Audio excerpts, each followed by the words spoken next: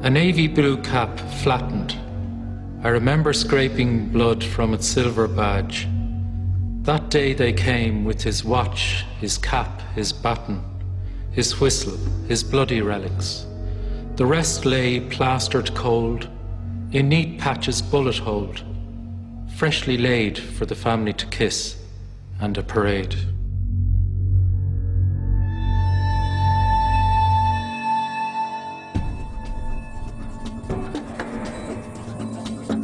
Since the 1960s, a nasty, brutal and violent parallel universe has evolved in Ireland.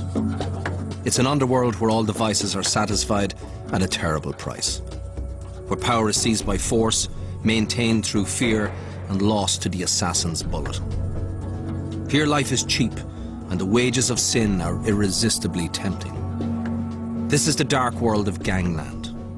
Its grip has demoralized neighborhoods and destroyed many lives. This is the world of organised crime, where no holes are barred, everything is fair game, and the spoils go to the most ruthless. Welcome to Bad Fellas.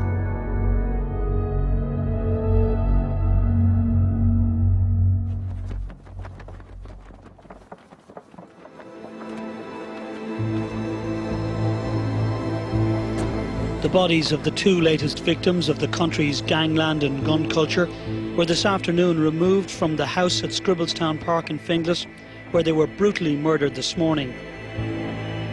Most of those who feel vulnerable and insecure are ordinary law-abiding citizens, people doing their best to make a go of life. They are the ones who suffer first and the most at the hands of organised crime. Martin Marlowe Hyland, one of the biggest, if not the biggest drug dealer in the country, was the gunman's target. But 20-year-old Anthony Campbell was also shot dead, a young man doing an honest day's work. I remember when they released his body and his hand, he obviously put his hand up to protect himself, so he knew. Do you know what I mean? And that's always going to live with me. What was his last moments like, how frightened he was. You know, that's something I live with daily. To have your child murdered is just... I can't even explain it because the pain is that great. I don't think anyone can understand it until it's happened to you. The double murders of gang boss Marlowe Hyland and innocent plumber Anthony Campbell sticks out in people's minds. But nearly 200 others have been gunned down in gangland hits since the year 2000.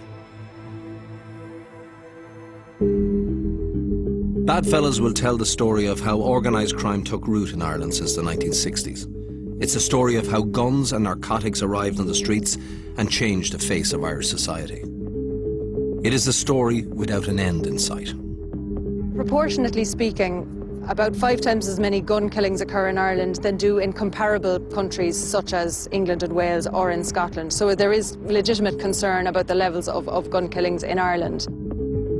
It's very simple. People get into organised crime because big money to be made. Some people get in at the small end and suddenly it just grows and grows, and the next thing they're high up in the pyramid and they're subject to the disciplines and to the threats of death and the possibility of actually being murdered because they have lost money or lost a shipment or even just pure suspicion that they're talking to somebody. Drugs underlie so much of the murder and mayhem that we have on the streets, the high level of murders. It has to do with internecine gang rivalries, falling out with one another, double-crossing one another, stealing one another's shipments and loads of drugs. It's hard to find a murder that actually wouldn't be attributable to drugs in some way. I would say number one priority is organised crime because it's such a blight and a cancer on our society. And if it's not checked, it'll spread throughout the country. It's like any cancer, it'll grow and grow and grow. Organised crime is big business in Ireland. According to the Health Research Board, the drugs trade alone is worth €5 million a day. That's €1.8 billion every year. Earlier this year, the United Nations Office on Drugs and Crime described organised crime globally as the new superpower. For example, heroin into Europe alone was about 20 billion and counterfeiting into Europe was about 10 billion. Irish organised crime is just part of a vast, shadowy global enterprise. In America, the underworld's colossal financial clout has long been seen as a sinister force to be reckoned with.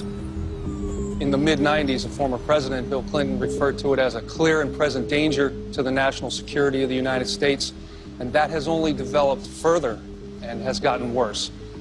Just one group, La Cosa Nostra, in the United States alone was estimated to make over $100 billion in 1 year from illegal gambling.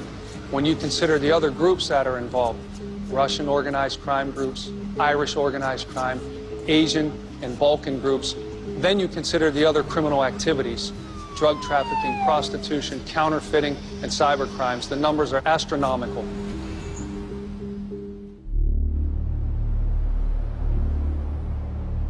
The level of organised crime in Ireland has become so serious that in cities like Limerick, the wealth, power and fear generated by warring crime gangs has threatened and undermined the commercial and social cohesion of the city.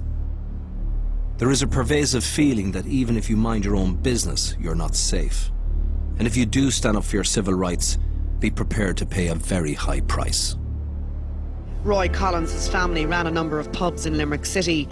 The victim was shot after two gunmen entered the amusement arcade which adjoins the Steering Wheel pub in Roxborough shopping centre shortly after noon. The victim's family had been subjected to gangland violence in the past. The first cousin of Mr Collins' was threatened and shot in one of their pubs in December 2004 after he refused entry to a 14-year-old girl.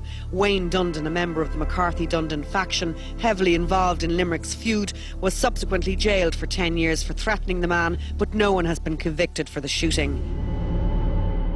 We gave evidence like to put the leading member of the McCarthy-Dundon gang away, and that wasn't going to be left go.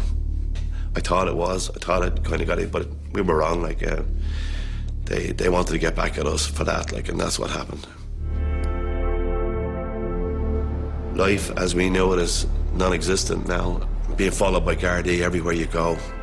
You can't socialise. We'll have a sentence for the rest of our life of looking over our shoulders, of being protected by Gardaí, and it's no life really.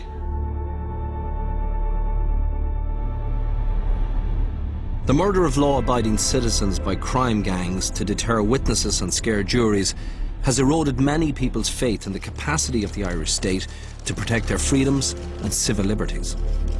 These people are just making life hell for decent, ordinary people in particular geographic areas of the country. People, if they think that it's going to stay in Limerick and stay in certain parts of Dublin and not extend out into the rest of the country, they're being incredibly naive.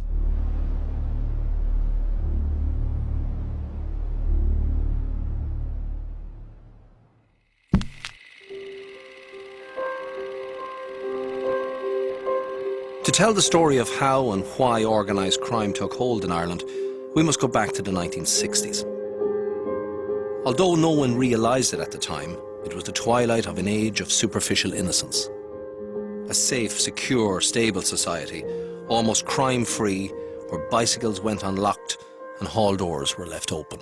The Guards are an impressive force, big men, suggesting bogland scenes in the centre of gas and petrol fumes, suggesting also comfort and stability. You had a baton, a whistle and perhaps a torch. There were very few patrol cars. There was one patrol car in the Store Street district and there was one plainclothes car for detectives. You had closely knit communities where the same families knew one another for generations and where they could put pressure on younger people to behave themselves. And I'm sure the church, who gets blamed for so many things, probably would claim some credit for the way things were. When I arrived from Templemore in the Dublin city in 1965, it was a pretty stable conservative society. Serious crime was virtually unheard of. Certain amount of violence, bad rows outside pubs, that type of thing. Some people carried knives. Guns were most unusual. In 1966, there were only 4 murders in Ireland. None of them involved guns. There were break-ins into shops, larcenies from various types of warehouses and stores and There was some pickpocketing and bicycle thefts, and that was the main type of crime that occurred. Well, I practiced law in Limerick throughout the 60s. There was really very little crime at all, and I can recall that at the start of circuit court sittings, the county registrar would stand up and he'd present the judge with a pair of white gloves, and that was to signify that there was no indictable crime in the city or county of Limerick. And that used to go on term after term. I don't think there have been white gloves in Limerick in the 80s, 90s, the noughties, or that there ever will be again.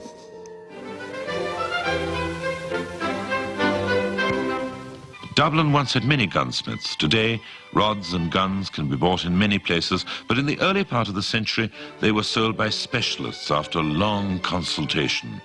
Gun crime was very rare in Ireland in the 1960s, and not only was it very rare, the types of gun crime that occurred were very different to the types of offences that happen today. The offences that occurred in the 1960s usually involved parties that were known to each other, and usually it was some kind of strife, perhaps over a domestic incident or over land. But we're talking about crime figures in single figures in the 1960s. From the mid-1960s, petty crime in Ireland was on the rise. The country was changing. The ties that bonded communities together began to slowly unravel. But serious crime was still a rarity. In the mid-60s, there were 300 prisoners in Irish jails. Today, there are over 4,000. 1966 is a good year to use as a starting point because it's the 50th anniversary of the 1916 Rising, and Irish society had by that time, I think, matured and settled down. In fact, the society had become so relatively safe and crime-free that there was discussion, real debate, serious debate, about whether or not we should close down some prisons. So you can take it almost as the last point of normality, because 3 years later, of course, you had the outbreak of violence in the north of Ireland.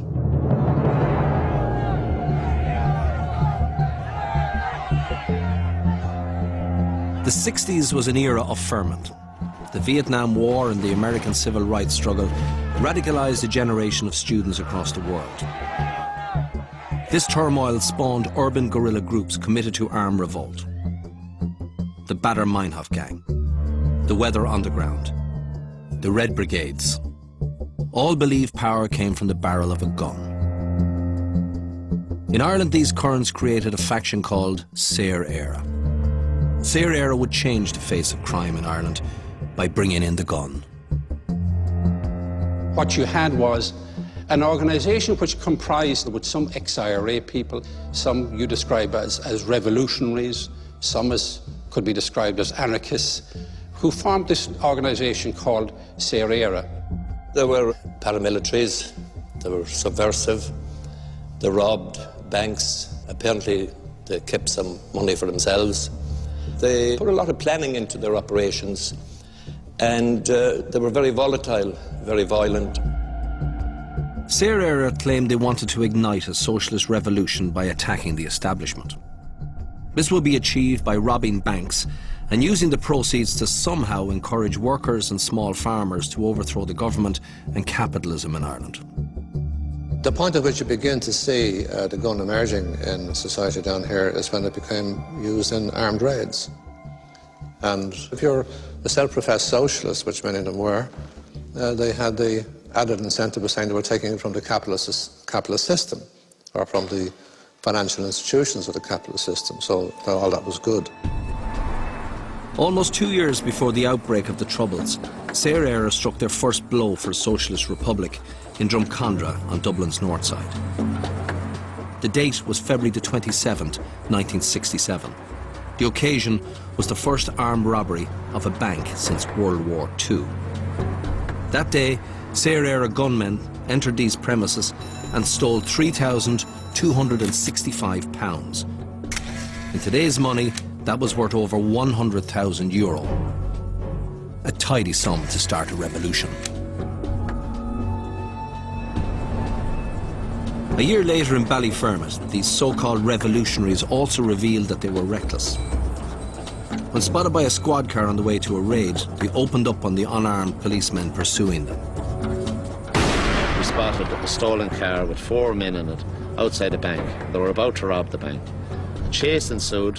One of the raiders put his head and shoulders out one of the back windows of the car, and he fired a number of shots directly at the patrol car. We dived down in the car, and actually the driver had nowhere to dive. He had to keep down as best he could, and he swerved the car from left to right to avoid the gunfire. The leading lights of this faction are forgotten now. Men like Sean Doyle, Martin Casey, Paddy Dillon and Frank Keane. They were supposed to be political. Now, I'd put that in inverted commas, like lots of robberies that were carried out after that. Every robbery that was happened through the 70s and 80s, there'd be one of the gang trying to speak with a northern accent and claiming it was political. Saor Éire was connected to Dublin's emerging underworld. Among their membership was a man who would in time become the godfather of Ireland's first major organised crime gang, the Duns. That man was a charismatic character called Christy Bronco Dunn, the eldest of 22 children from Crumlin in Dublin. It was this career criminal who used his English gangland contacts to provide Saor Éire with some of its arsenal of guns. The weapons were stolen from a firearms factory in Birmingham. Bronco was to blaze a trail that other gangsters would soon follow.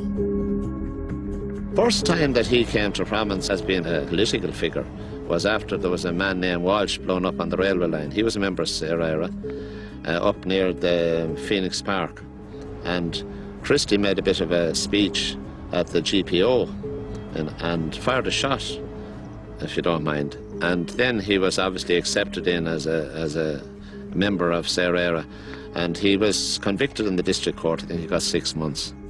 He assaulted the judge at the time, so he was really making himself a figure, a leading figure in Saor Éire at that time. In February 1970, here in this town in Rathdrum, they took over this town, set up roadblocks, cut phone lines, fired shots over the Garda, and robbed the bank of £1,500. Now, this was an audacious, reckless operation, and it set minds thinking as to what this organisation would do next. If it was a question that the forces of oppression did attempt to disarm or did attack a unit of Saor Éire in operation, Saor Éire would resist, has resisted, and will resist again. These misfits are rarely mentioned in the story of organised crime in Ireland. Yet it was Saor Éire who first brought the gun back onto the streets of Irish towns and terrified ordinary people working and doing business in banks and post offices. On April the 3rd, 1970, 4 Saor Éire volunteers set out to rob the branch of the Allied Irish Bank on Arran Quay in Dublin. This operation would be a defining moment in the history of serious crime in Ireland.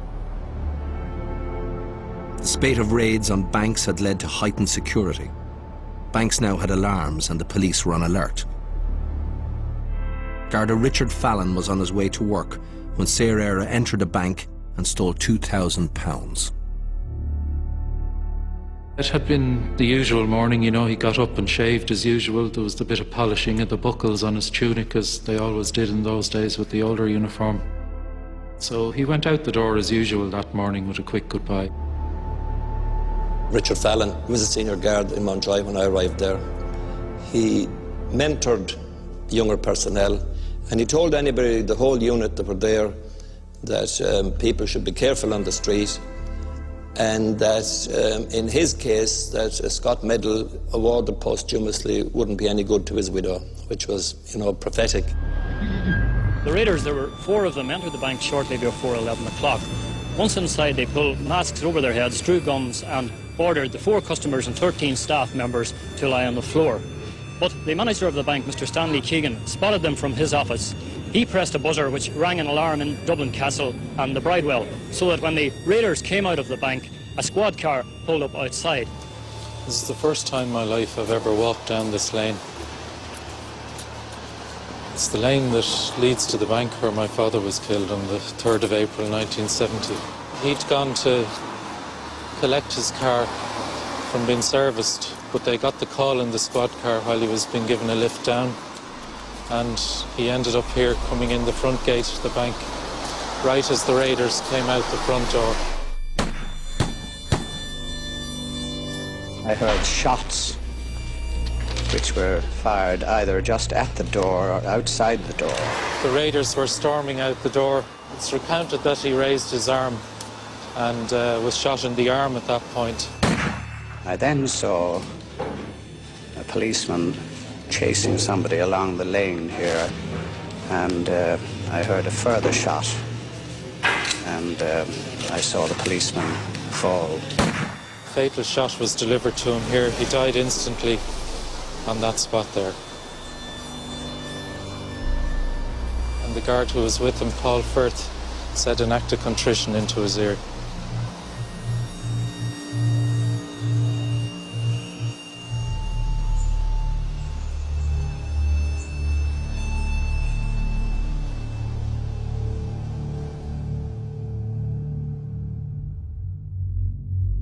That sent shockwaves through everybody on the island of Ireland, I would say, at that particular time. A relatively small group of people terrorizing different towns in the state with their activity in terms of robbing banks, and in essence here shooting down an unarmed member of the Garda Síochána carrying out his duty. We had really crossed the Rubicon, because now we are into the era of the gun.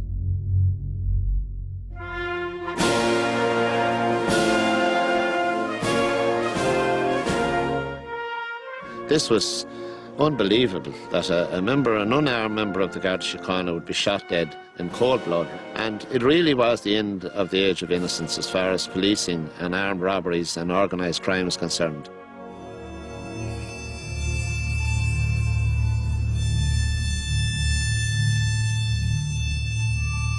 When all the public eye was taken away from it, we were, like all families, in a bereaved situation. You're on your own. And I remember going upstairs one day at that point and opening a cupboard on the landing, and some of my father's shoes were in the bottom, and I remember stepping into them just trying to remember how big his feet were, and I could feel the imprints of his toes in the bottom of the shoe, and it kind of gave me a shiver, and and it was a sense that, yeah, they've taken him away from us. Dad isn't there anymore.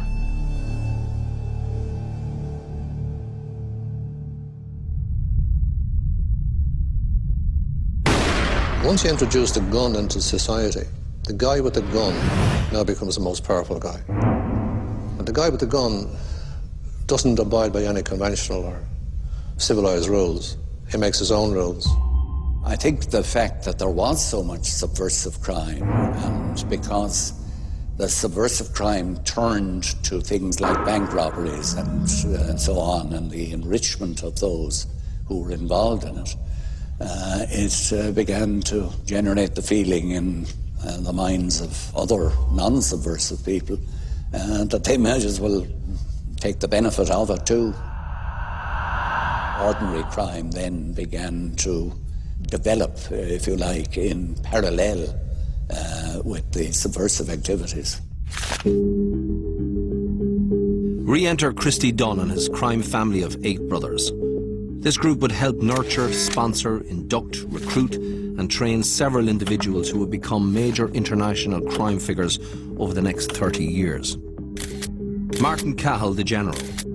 John Cunningham, the Colonel. George Mitchell, the Penguin. John Gilligan, the Warehouse Man. They and other outlaws all started their careers on heists, strokes and raids initiated by the Dunns. I would have to take the responsibility for introducing serious crime into the family, only because I felt with my brothers that if we ever did do anything together, which we have done, that it was a close-kept secret between us. We worked together, we could depend on each other with our lives, and we knew that whatever we did, nobody else would ever know about it. Larry and Vianney and Shamey and Christy, they all were into robberies. And they accumulated money through robberies, mainly jewellery robberies or cash or whatever they could get their hands on. Now, there'd be big jobs to be done. They wouldn't be doing small hold-ups.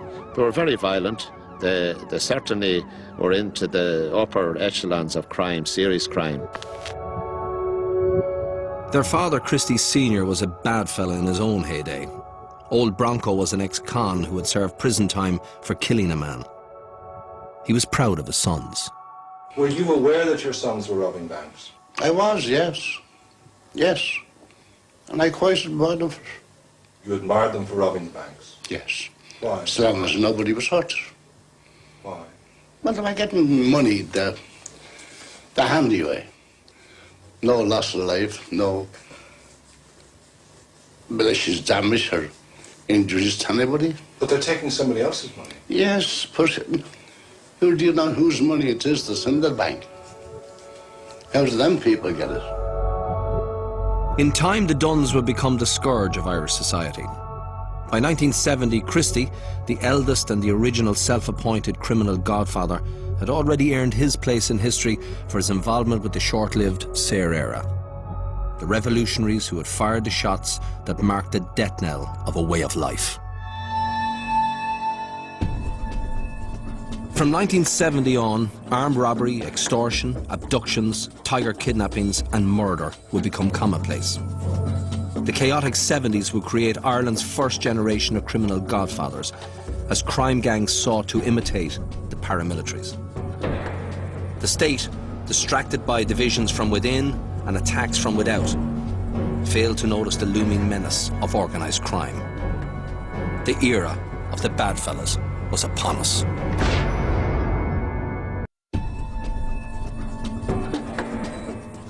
Organised crime did not exist in the Ireland of the 1960s, but the Troubles would change all that. Serious crime would become a daily event as Republican paramilitaries raised funds for their war. The rise of the bad fellas starts here.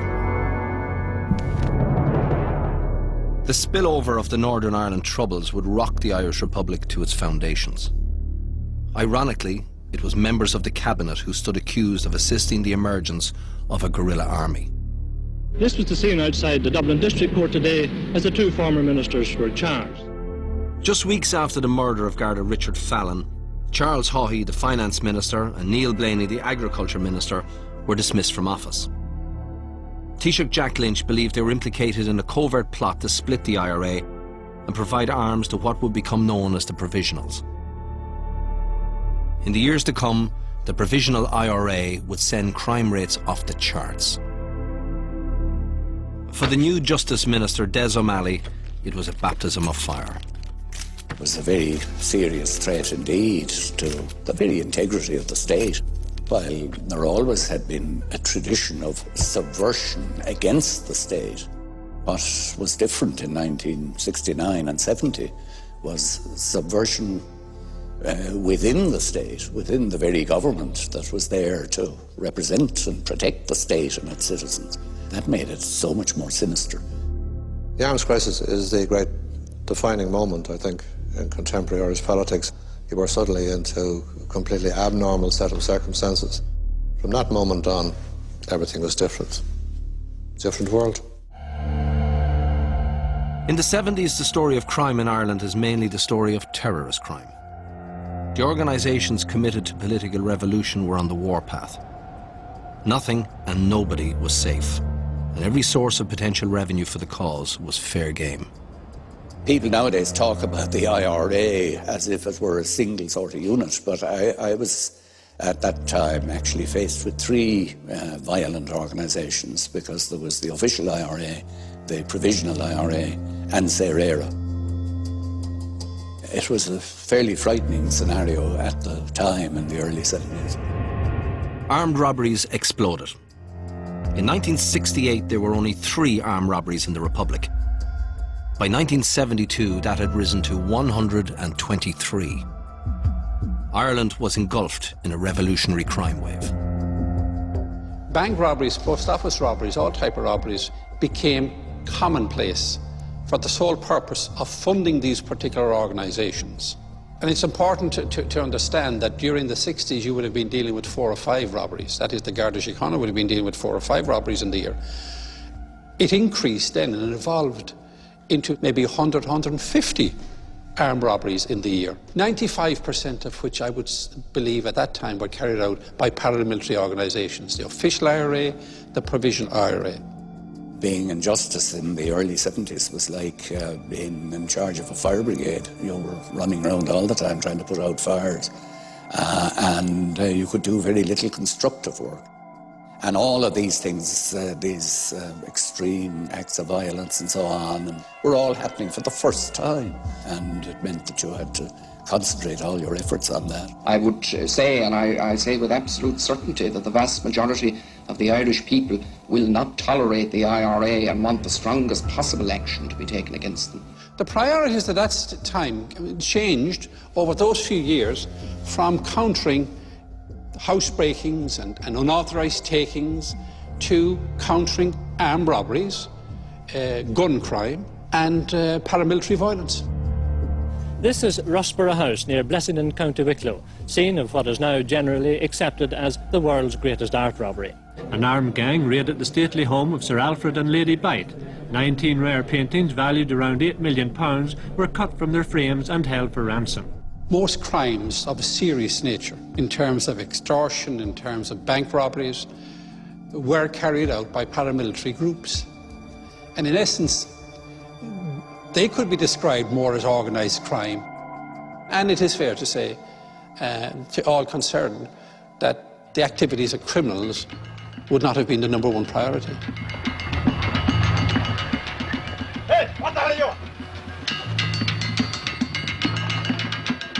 While the cops were sidetracked by the political mayhem of the 1970s, those involved in crime as a way of life were watching and waiting for an opportunity to make it big. Jill, there's good pickings if you know where to look. Me and Johnny, we know it's a good place that's a cinch to knock off. Never been done before either. Thinking of having a look at it tonight. A Week in the Life of Martin Cluxton depicted the type of crime that was occurring and the type of person that was attracted to crime. Are you mad? Any trouble around here and I'm the first to be lurried off the Star Street. Many of them were poor, from large families, badly educated and easily led. I keep them talking at the front. Johnny does the back office where the cash is. Be easier with 3 though.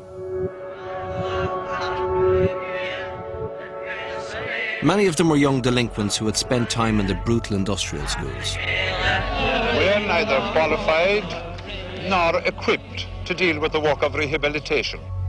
The end result is that most of the boys leave with relatively the same attitudes to and aggressions against society as when they arrived. Amongst the ranks of the army of children that passed through the industrial schools was the future leaders of organised crime in Ireland. Christy Dunn and his brothers, Martin Cahill and his associates, John Cunningham and his crew. They all spent a lifetime hitting back. I'm not a godfather, I'm a good father.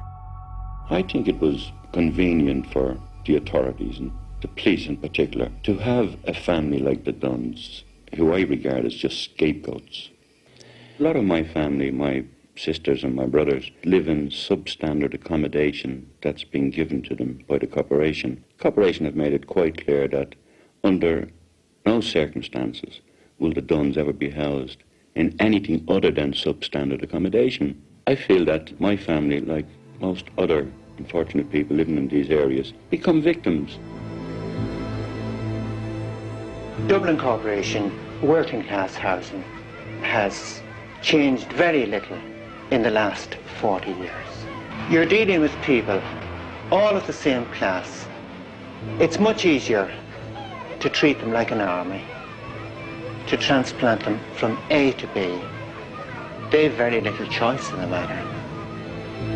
If a child is to improve, it will be in spite of the environment. Of course, crime and criminals come from deprivation, lack of opportunity, lack of education. But in the very same localities, other families do well and prosper and never get into trouble of any description. So there must be some responsibility on the individual.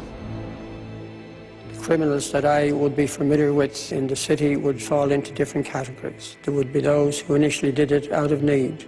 Perhaps family conditions, family circumstances were not good, families were dysfunctional. They had nobody to show them the way. And there are those who are career criminals, in it for the making of money. Generally, what appears to be the case is that when legitimate avenues have been cut off, that some individuals, maybe because of economic or maybe even personality reasons, will turn to organised crime, because in a business sense, it makes sense to commit such crimes. My research indicates that that's not enough to explain serious crime, and in particular gun crime, that there are rational factors at play, but that there are also social factors and oftentimes personality factors also. I think the criminals that progressed in the area of crime, such as Martin Cahill and his gang, or the Duns and the people that they were associated with, they simply upped the ante in relation to their activities, and it was the times that were in it that allowed them to change. Certainly, the northern situation would have given them a different perspective and perhaps a greater incentive to become involved in armed crime. In the early 1970s, these career criminals still enjoyed an open season and hadn't come into the frame yet. In 1973, the political upheaval that had convulsed the state resulted in a change of government. There are now 70,000 people unemployed. 70,000 people, despite the grants that are available, despite the opportunities of better markets in the EEC, and so on, there are still 70,000 unemployed. The National Coalition of Fine Gael and Labour aspired to improve social conditions and promote a fair deal for all. But those ambitions didn't survive for long in the teeth of a renewed IRA campaign. The activities of criminals like the Dunn Academy was never going to be high on the list of priorities for a government under siege. Major crimes in those days, and that would include armed robberies and kidnappings, my recollection is that they were exclusively carried out by the Provisional IRA, and that the Cahills and the other major gang figures had not yet emerged, but they're obviously on the sidelines taking note. The IRA actually became the predominant issue. And it got to the point where I would say that it would have occupied half of our time on a day-by-day basis. We have to decide what the priorities are and to tackle these as we see them. The IRA at that point referred to us all as quislings and traitors, and at a point in this government, every member of the cabinet was under threat of assassination. By 1974, lawlessness was rampant across the island. The Troubles had claimed hundreds of lives. Murder was now a way of life. There was a man lying, his two legs were mutilated, his side of his head was literally cut off. There was a young baby.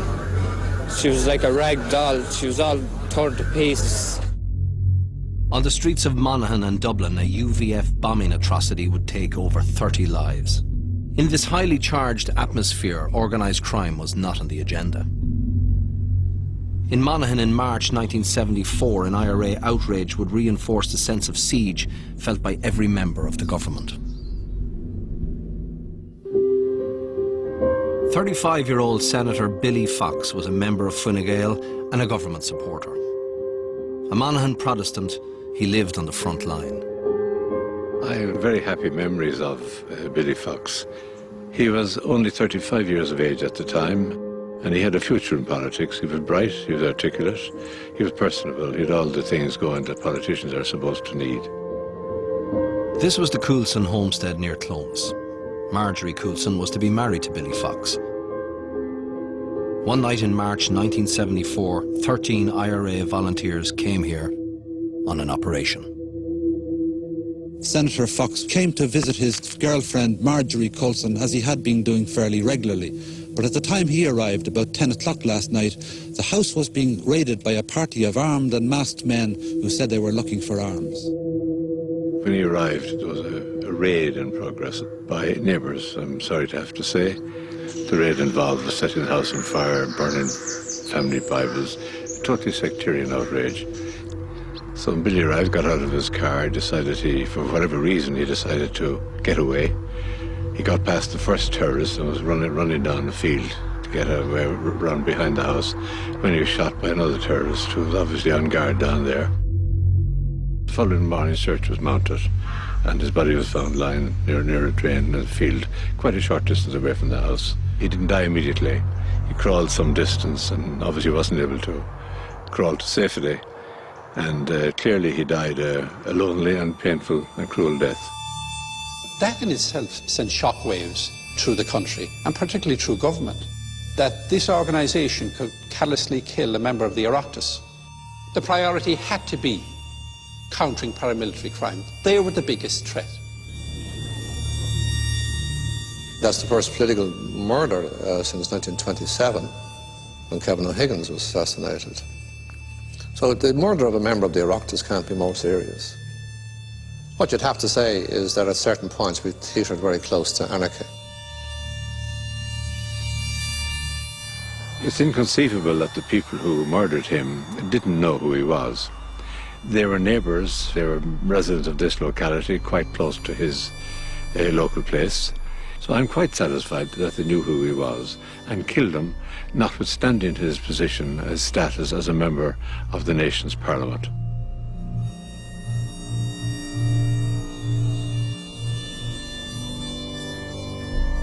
The killing of Billy Fox, just like the gunning down of Garda Fallon, is forgotten now. The senator's assassination was then just one of many murders the government had to deal with.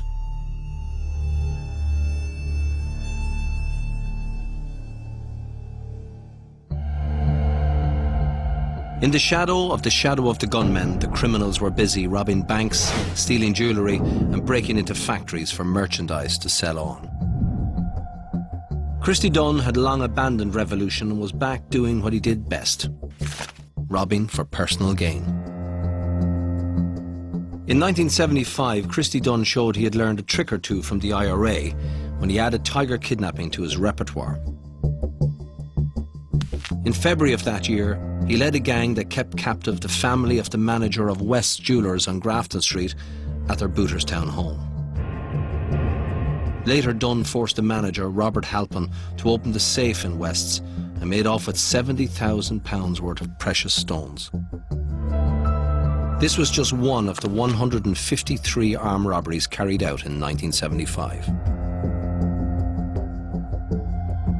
There's no coincidence that armed robberies escalated in the Republic. And this, I suppose, was not divorced from what was happening in Northern Ireland with the various paramilitaries and the awful, awful violence that was happening there. In any caper that involved big money and lots of manpower, there was a good chance the Dunns weren't far away. Well, they were a very active criminal family, and they were into big robberies, like jewellery robberies. They certainly were into serious crime and greed and money, and that drives all serious crime. It's all about money. By 1977, one of the brightest students from the Dunn Crime Academy was beginning to make waves in his own right. Martin Cahill hit the headlines with a raid on the Semper tire factory in Ballyfermot in Dublin. The heist would bear the hallmarks of all the general's strokes: precision, planning and violence. In order to hit the security van the moment it arrived with the payroll for 1,000 workers, Cahill first abducted the O'Neill family. The fella was upstairs and told if any of us went to the window that we'd be shot, we would just keep quiet. So we stayed there. The general held the O'Neills at gunpoint overnight. Next morning, his gang cut through the factory perimeter fence at the bottom of their garden, just as the wages van arrived. The five of them that I seen had guns. One of them stayed with me and the missus, and he was giving instructions from the back room window over. He had a walkie-talkie. When the van pulled up, I heard your man roll, get him now. So there was 2 shots rang out. Cahill's 5-man gang opened fire with their weapons and shot a security guard.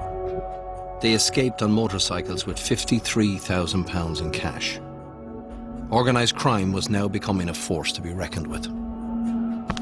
Crime of its nature, in order to succeed, has to become organised. It has to organise itself as a business. And I think the Gardaí didn't react rapidly enough to this new phenomenon of criminals organising themselves.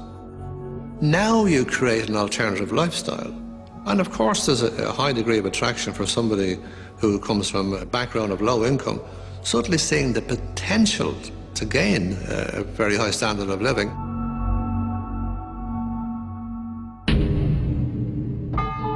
In 1978, the Duns carried out a heist in Roscrea, County Tipperary. This was to be a decisive turning point in the story of organised crime in Ireland. Antigen is something of a modern miracle. It's in the middle of Ireland, far from Mayor and seaports, about the last place in the world in which you think of setting up a pharmaceuticals industry. In July 1978, Christy, Shamey and Henry Dunn raided this factory and made off with £300,000 worth of the painkiller Palfium. Christy and Shamey were unaware of the potential value of the haul, but their brother Henry was. Henry paid his brothers £3,000 for their share and sold the painkiller for a massive markup on the black market. The pennies suddenly dropped for Shamey, Mickey, Boyo and Larry. Drugs was the way to go. This was to be a seminal moment in the history of organised crime in Ireland.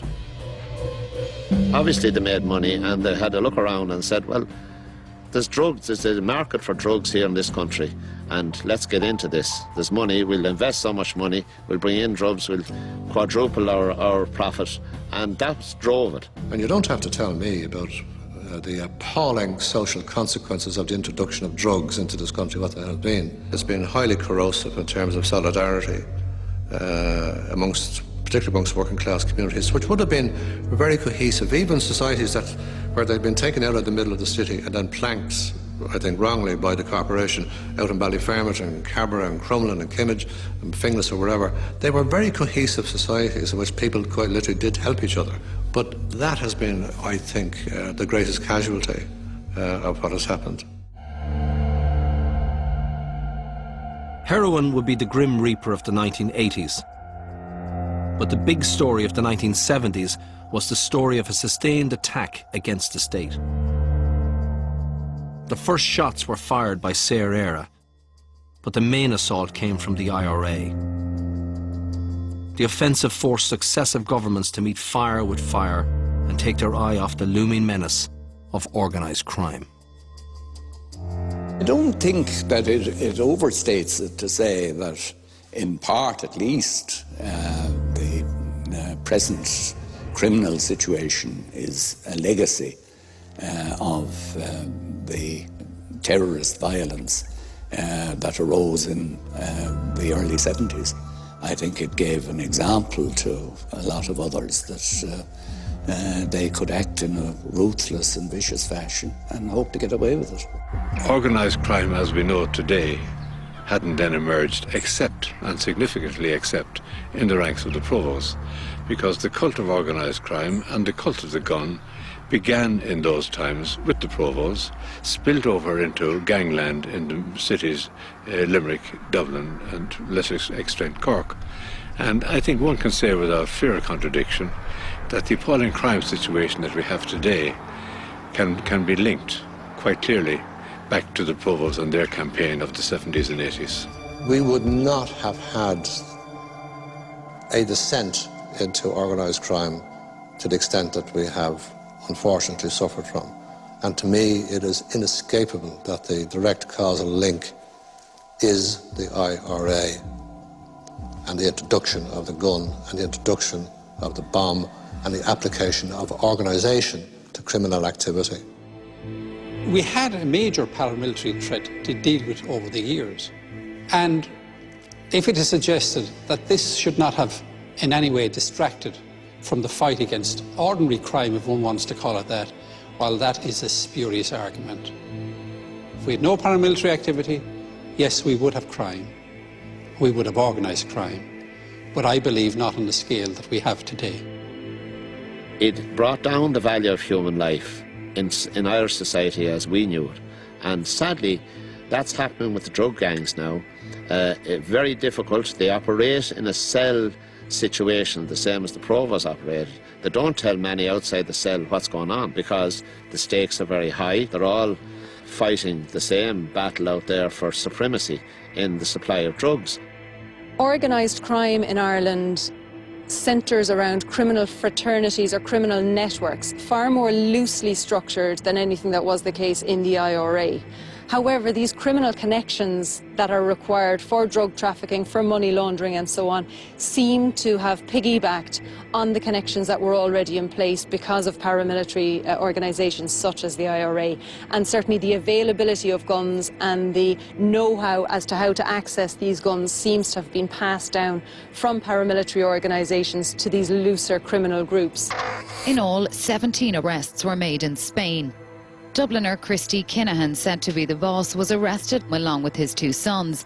The fact is that, to our shame, we have created a mafia that's the equal of any mafia anywhere in Europe, and we have created an international criminal problem of a high order, and that is the legacy. Some are still living with the toll of that bitter legacy.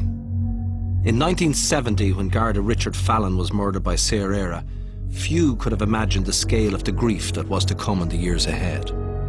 My father's death was the breaking of the taboo of murder in Ireland, in that from then on life became not too high a price to pay in violence and in crime in this country, and I don't think it's ever gone down since. In fact, it's exponentially increased ever since. The gun was here to stay. But it was narcotics that would propel organised crime into the big time. The Duns would bring it in by the kilo. The profits that were to be made, they simply could not resist. Some of it, frankly, was quite unbelievable. Their old associate, John Gilligan, would bring it in by the ton. The Gilligan gang brought drug trafficking in this country to another level. They brought an almost business-like structure to their empire. The spoils were so good, a new wave of gangsters would emerge. Some of them think that they have a degree of respect, but the reality of it is none of these gangs last longer than 3 to 4 years. With so much to gain, all this would lead to war.